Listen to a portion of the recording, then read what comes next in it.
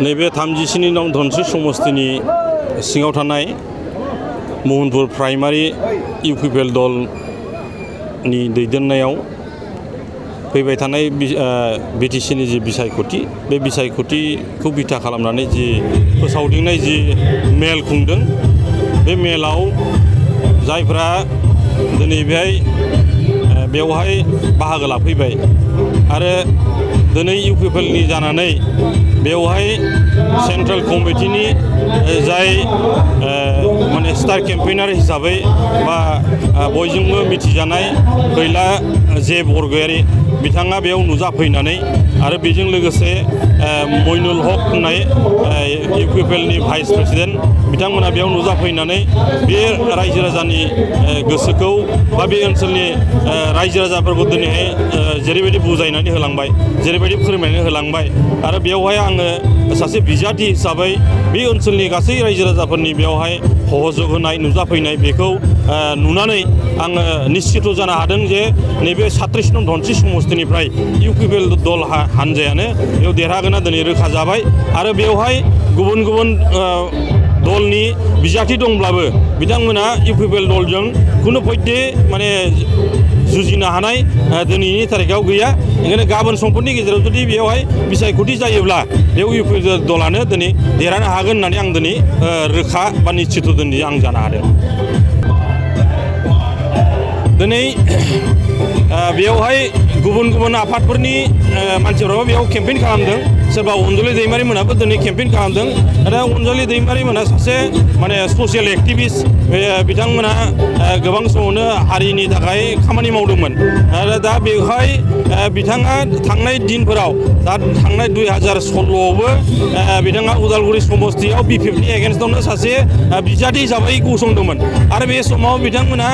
बिपिएफनि एगेन्स्टआव गोबांथार बाथ्रा बुंदोंमोन आरो गोबांथार माने गावनि सापर्टफोरखौ बिपिएफजों जुजिलायनो थाखाय बिथाङा उसुखथि होदोंमोन खामानि मावनो बिथाङा माने इनकारेज खालामदोंमोन दा बेवहाय दिनै तत्क्षणात भाबे माबा मोनसे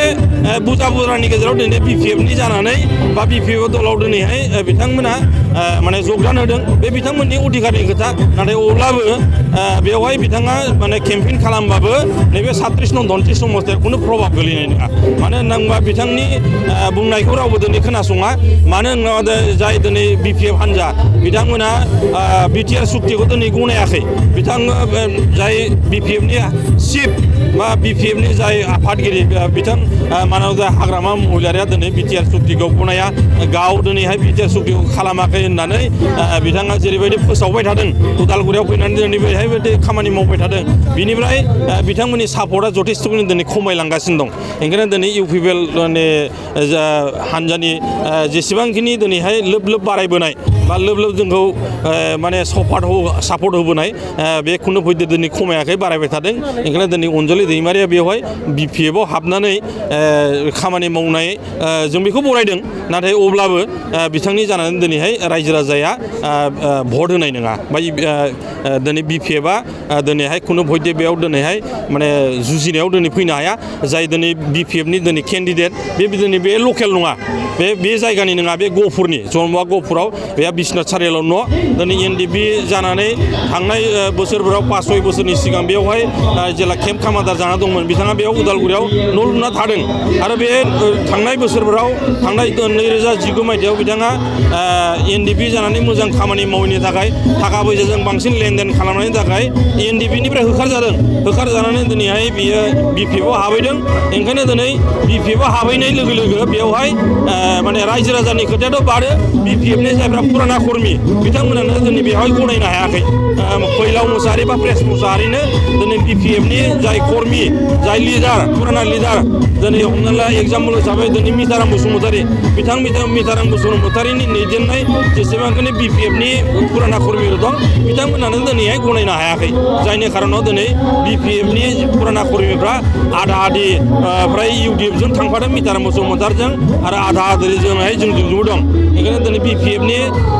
कर्मिफ्रा थुख्रा थुख्रि दिनै गावस्रालांजोब्बाय ओंखायनो बेवहाय सोरबा अनजलि दैमारि सोरबा हाग्रामा महिलारि फैबाबो बेवहाय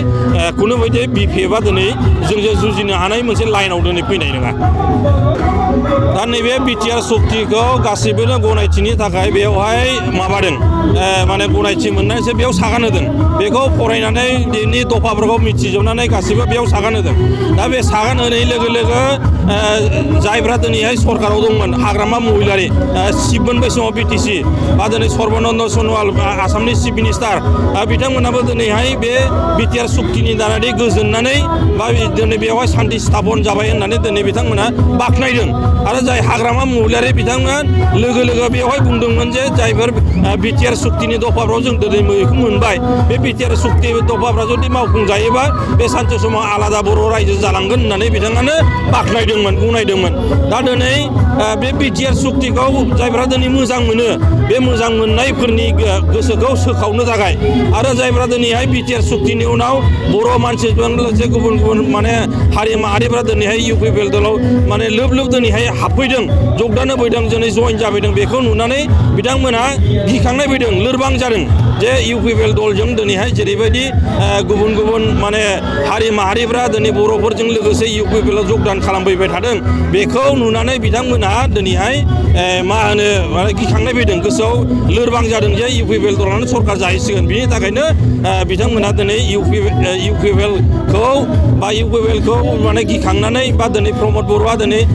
UPPL-नि आफादगिरि जानायखाय बिनि एगेन्स्टआव जेबो बुंनो हायि बाथ्रा गैयैनि थाखाय बा बिथांमोना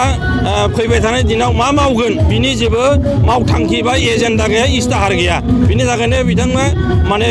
प्रमद बर'खौ पार्सनेलि एटेक खालामदों बिथाङा हाइजेक खालामदों होनना बुंदों खिन्थु हाइजेक खालामाखै बे जाय दिनैहाय जायफ्रा दैदेनगिरि बिथांमोना जाम्बाथ' नङामोन बिथांमोनाथ' दैदेनबोदोंमोन जायफ्रा दिनै हाइजेक खालामनानै बुंदों बिथांमोना मानोथो दिनैहाय जुदि बे बिटिआर सक्तिखौ दिनै गनायाखैब्ला बिथांमोना वेलकाम आन्दलन खालामफिनबानो जाबाय रायजो राजाया गनायगोन जोंहाथ' बेयाव बादा होनो गोनां गैया आरो बे रायजो राजानि मोन्थाय बा हारिनि मोन्थायखौ सोरबा सासेया दिनै हाइजेक खालामनायनि खुनु कुइसनानो फैया दिनै बेखौ राजनितिक स्वार्थनि थाखाय रायजो राजाखौ गोसोखौ सोखावनो थाखाय जेसेबांखिनि बिसोरो बांबुंथाय बुङा माने जेसेबांखिनि लेक्सार होआ माने अब्लाबो रायजो राजाफ्रा बर' रायजोफ्रा 80% दिनै बिटिआर सक्तिखौनो दिनै गनायदों आरो UPPL दलखौनो दिनैहाय गनायदों ओंखायनो दिनै पार्सनेलि प्रमद बर'खौ माने एटेक खालामब्लाबो बे मालाबाबो साक्सेस जानाय नङा आं बेखौ दिनैहाय रोखायै दाथियै बुङो